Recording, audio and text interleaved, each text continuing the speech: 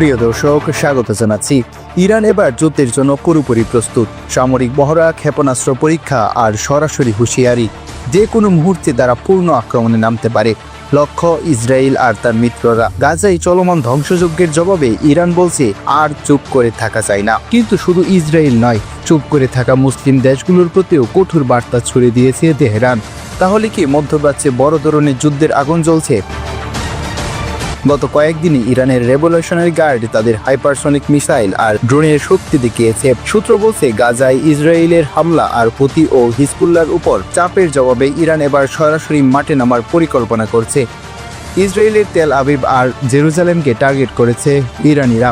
কিন্তু বড় চমক, ইরানের নেতা বলছে যে সব মুসলিম দেশ গাজার জন্য কিছু করছে না, তারাও আমাদের কাছে জবাবদিহি করবে। এদিকে সৌদি, মিশরের মতো দেশগুলো এখনও নীরব।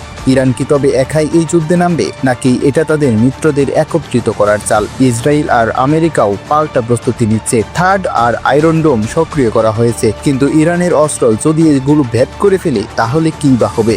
ইরান কি সত্যি আক্রমণে নামবে? আর নামলে সেটা কবে নামতে পারে? আর মুসলিম দেশগুলো কি করবে? উত্তরটা আগামী দিনেই মিলবে। এ নিয়ে আপনার মতামত জানাতে পারেন আমাদের কমেন্ট বক্সে। ভিডিওটি শেয়ার করতে একদমই ভুলবেন না।